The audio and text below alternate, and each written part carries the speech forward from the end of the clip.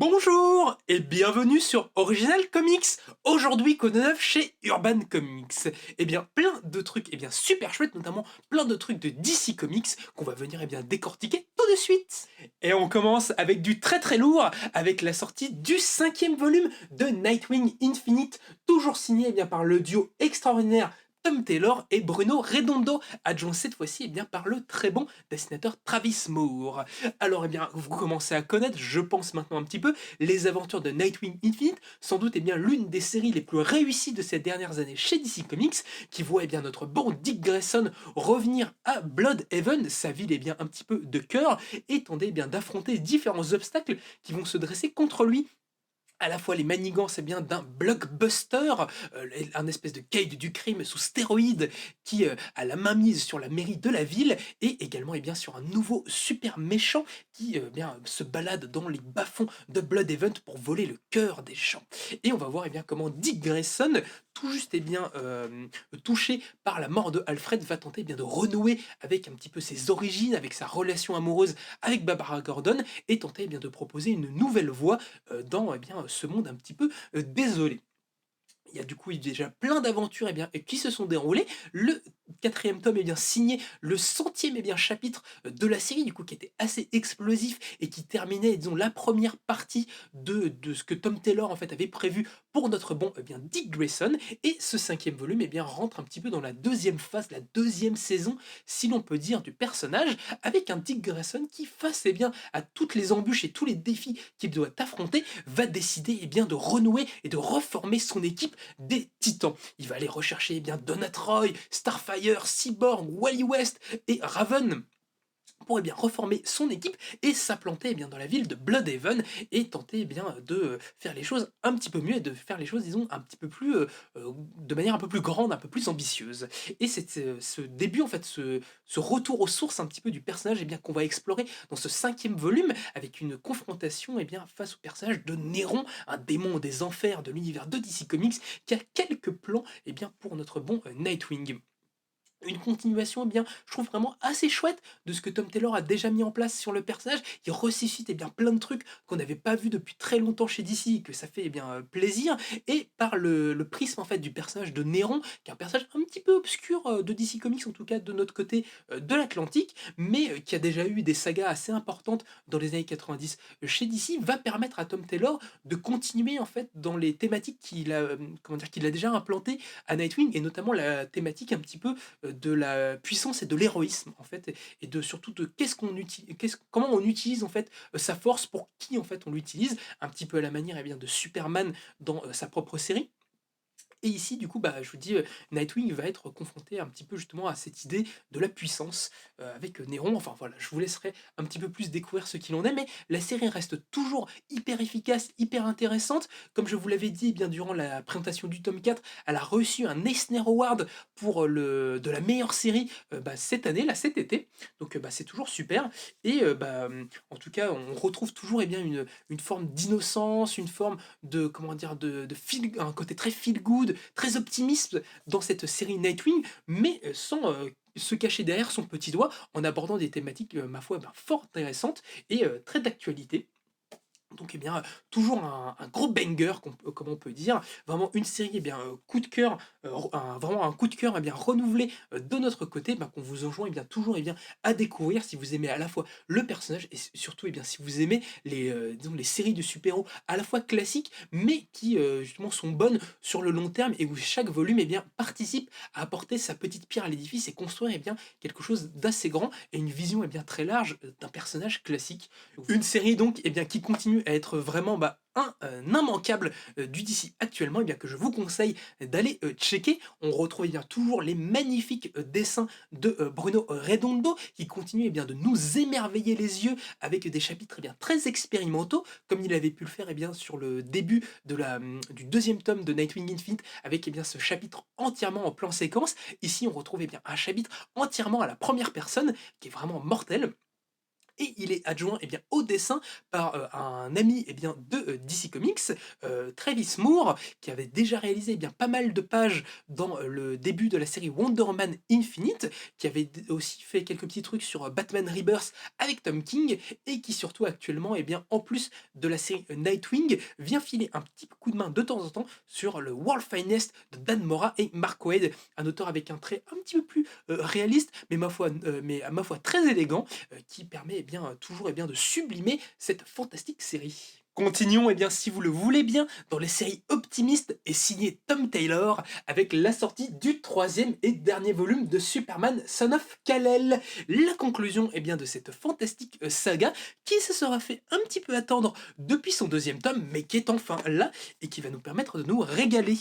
Comme vous le savez sans doute, cette série Superman Son of Kal-El, comme son nom l'indique, s'intéresse spécifiquement au personnage de John Kent, le fils de Superman, qui a assumé et repris le rôle de son père à partir du moment où ce dernier est parti dans l'espace combattre le terrible tyran Mangul sur la planète du Warworld. Et des affaires, il va avoir à s'en occuper notre bon John, parce que il y a pas mal de choses qui se passent dans ce monde où John en fait va tenter d'être un Superman du 21e siècle et d'accompagner et d'essayer en fait de rendre le monde meilleur, d'accompagner toutes les transformations qui peuvent se faire. C'est un Superman qui est beaucoup plus engagé que son père, qui va à des manifestations, qui va s'engager pour le climat et qui surtout va se confronter à un personnage du nom de Henry Bendix, le tyran autoritaire d'un pays fictif de DC Comics, qui décide en fait d'avoir un peu plus de pouvoir et surtout qui va essayer d'utiliser pour son propre compte en fait les pouvoirs de plusieurs méta-humains qui existent dans l'univers de DC. Et donc on va voir la confrontation finale entre John et tous les révolutionnaires qui peuvent l'accompagner pour tenter de destituer cet horrible tyran. Et du coup, une série vraiment toujours très très cool, toujours, comme je vous dis, assez engagée et politisée, qui du coup va nous présenter cette fin d'intrigue dans un premier temps, et dans un deuxième temps, en fait, va nous présenter aussi la suite des aventures de John, qui vont le voir partir dans le multivers afin d'arrêter un Superman maléfique qui veut détruire un petit peu tous les héros du multivers de DC Comics. Et après une confrontation assez musclée, John va se retrouver piégé pour un temps dans l'univers de Injustice, un univers que Tom Taylor connaît très très bien puisque c'est lui qui a en grande partie écrit les comics dérivés de ce jeu vidéo, qu'il a vraiment fait est rendu très connu, qui a fait vraiment de lui le Golden Boy de DC, en tout cas le nouveau Golden Boy, et surtout qui avait fait un des best-sellers de DC, et il va utiliser en fait ce Injustice comme une manière de faire encore plus évoluer John, en faisant que notre Superman, notre jeune Superman, va être confronté face à ce qu'il se passe quand on tente de changer le monde, et comment on peut sombrer dans un autoritarisme et dans un fascisme assez terrible, une fois que si on le fait un petit peu mal, et surtout si on fait un petit peu les mauvais choix, et il va être confronté à la figure de son père, du Superman de Injustice, qui est devenu, comme je vous dis, un tyran fasciste absolument terrible. Et ça va être deux moments très très importants pour le personnage et qui vont permettre à John de mûrir, de faire des choix assez difficiles, mais d'être, on le pense et on l'espère, un très très bon et un meilleur héros pour les années à venir.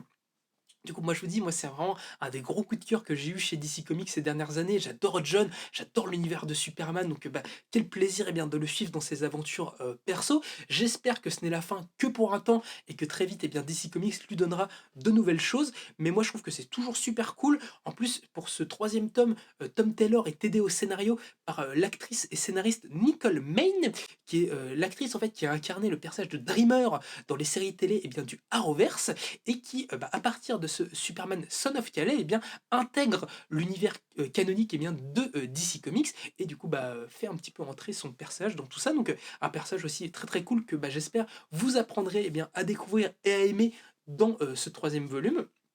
Et pour cette grande explosion un petit peu finale, on a droit à pas mal de bons artistes, notamment le dessinateur Cian Tormey, qui avait repris la série Son of Kal-El à partir du deuxième volume, et qui est franchement un artiste en développement, un petit peu en devenir, qui est quelqu'un d'un peu jeune, mais qui je trouve a déjà un très bon metteur en scène, et dont on voit en fait la maturité et le talent fleurir au fur et à mesure des planches. Et surtout on va pouvoir retrouver le très très bon et très en forme Clayton Henry, un un dessinateur un petit peu plus vétéran, qu'on avait pu voir ces dernières années pas mal chez l'éditeur Valiant, et qui pour moi sur ce Son of Kal-El signe peut-être parmi les meilleures planches de sa carrière, en tout cas à ce jour. Donc vraiment un très très bon repas que je vous enjoins beaucoup à déguster, parce que vraiment Tom Taylor est toujours passionné par son histoire, et tente de nous raconter toujours des choses très optimistes, très engageantes, mais tout avec un propos hyper intéressant, et surtout qui fait honneur au personnage de Superman et le modernise vraiment pour le 21e siècle à venir. Fin de course également pour le personnage de Wally West, avec la sortie du 4e et dernier volume de Flash Infinite, toujours signé par le merveilleux Jeremy Adams, et aidé cette fois-ci par le dessinateur Roger Cruz et Fernando Pasarin. Du coup, le grand climax du retour de Wally West parmi les personnages majeurs de DC Comics. Comme vous le savez, Wally West, c'est le troisième Flash, l'ancien Kid Flash, qui avait repris les rênes et le costume du bolide doré chez DC dans la fin des années 80, quand Barry Allen s'était sacrifié pour empêcher la fin du multivers dans Crisis on Infinite Earths, et qui avait vu le bon Wally à partir de ça mûrir et devenir l'un des personnages les plus importants de l'éditeur, sous notamment la plume de Mark Waid. Cependant, Wally, malgré le fait qu'il ait été pendant une quinzaine d'années le Flash principal de DC, va être un petit peu mis de côté et oublié au moment du reboot des New 52, pour revenir en grande forme à partir de l'ère Rebirth, et de devenir avec ce Flash Infinite de nouveau le personnage principal, qui va voir l'auteur Jeremy Adams, un auteur toujours très doué, qui est véritablement passionné par ce qu'il raconte et par cet univers, va restructurer en fait tout l'univers de Wally, et va le faire revenir tel qu'il était presque avant les New 52 et disons, la disparition horrible du personnage, en faisant en mettant l'accent vraiment sur l'histoire en fait des bolides dorés, l'histoire des Flash, et surtout sur la famille de Wally, sur sa femme Iris, ses deux enfants, et en nous proposant une véritable fresque familiale sur les Flash, avec le retour des Lascars et beaucoup de bouleversements vraiment super cool. Et dans ce 4e volume, on va voir toute la famille des Flash, toute la Flash Family, être confrontée à une invasion extraterrestre qui souhaite dominer la Terre, mais qui pour cela vont utiliser une technologie qui leur permet d'arrêter le temps. Mais ça, ce n'est pas connaître tous les protecteurs de la Terre, car grâce au pouvoir conféré par la Force Véloce, la Speed Force, tous les personnages, tous les speedsters de DC vont pouvoir continuer la lutte et empêcher que cette invasion n'ait lieu. Et va s'engager donc une immense bataille, une grande guerre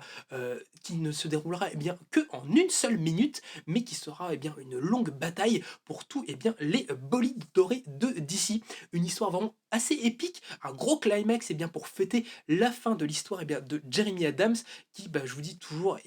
est hyper passionné par le personnage, et a sans doute écrit avec ce Flash Infinite l'une des meilleures sagas de ces dernières années sur Wally et sur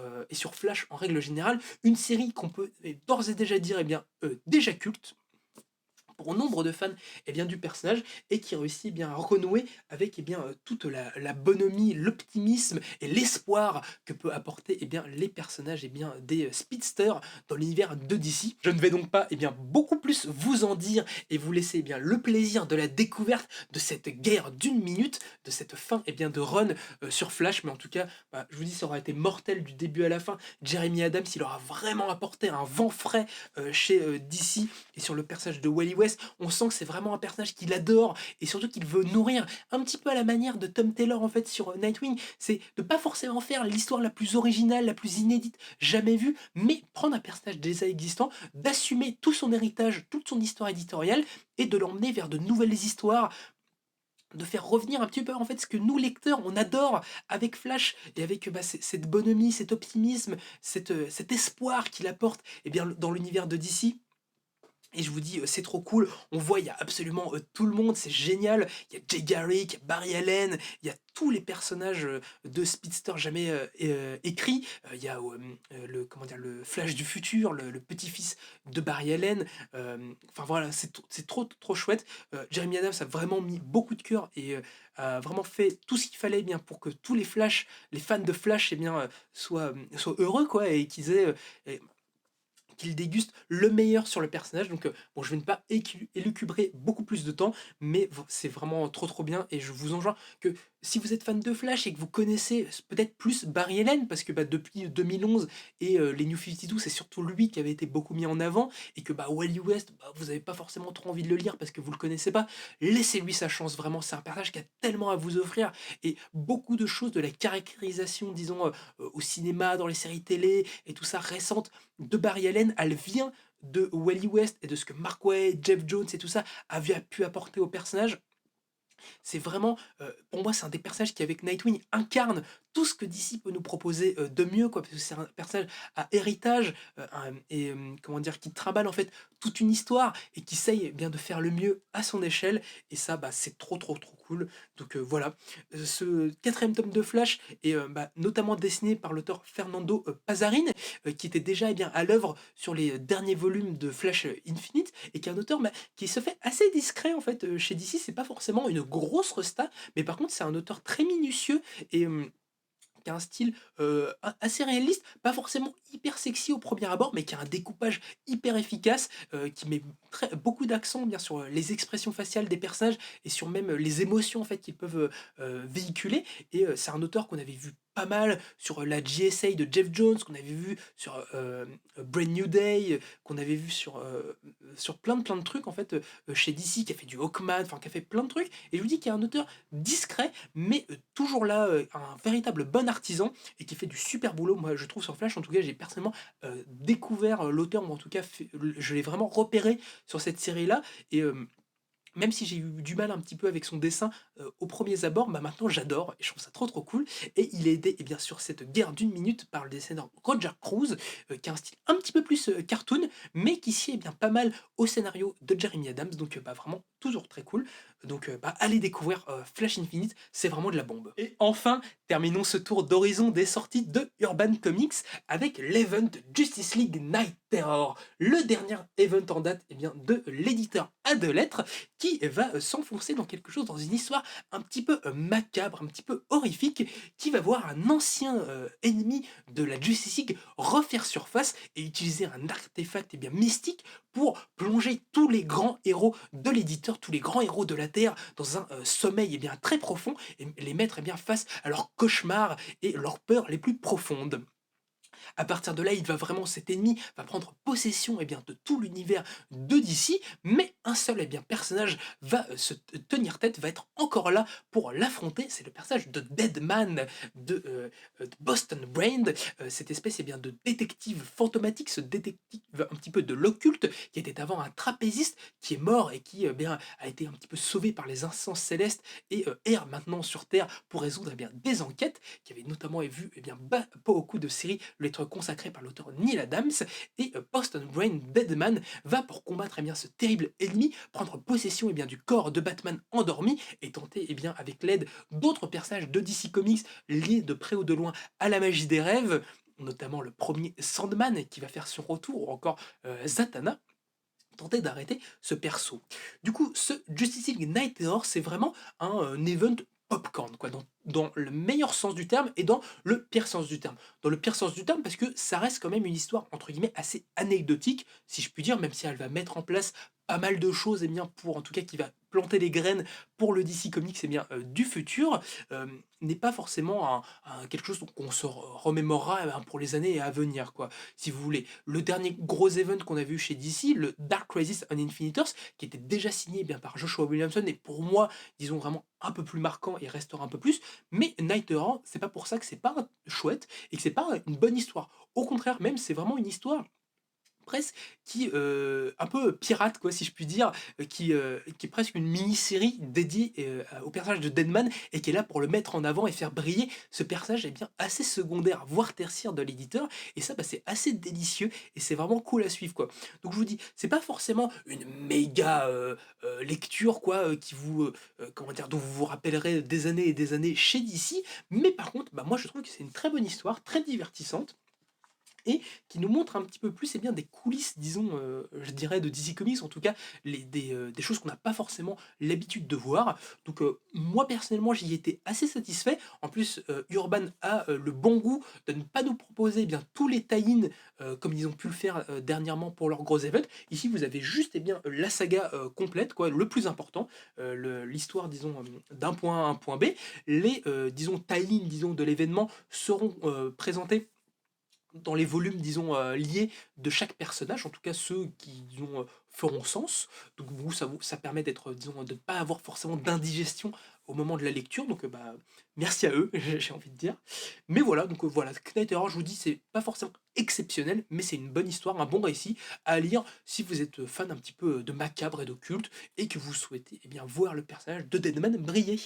Et bien voilà, en vous remerciant, de m'avoir écouté, j'espère, que cette petite présentation vous aura donné envie, de vous jeter sur ces magnifiques, sorties d'Odyssey. Comme vous avez sans doute, pu le comprendre, il y a que du bon, quoi. On est vraiment dans le all-star de ce que, l'éditeur à 2 lettres peut nous proposer depuis ces dernières années. Donc, de quoi bien se ravir. Pas mal de fins de série aussi parce que, dès la fin du mois, avec, la sortie de Dawn of Superman et Dawn of JSA, on commence, cette nouvelle ère de l'éditeur dont on vous a bien pas mal parlé dans notre précédente vidéo sur, tout ce qui va advenir dans ce début d'année chez Urban. Donc, j'espère, que tous les fans de DC, pourront bien se régaler avec tout ça. Je vous encourage, à aller voir dans le descriptif de la vidéo si vous souhaitez, vous procurer ces albums ou à venir, nous rendre visite au 49 rue La Cépède à Paris. C'est avec beaucoup de plaisir, qu'on parlera beaucoup de tout ça, avec vous et beaucoup de plaisir, moi, que j'aurai, à devenir complètement fou en parlant, des heures de DC Comics avec vous.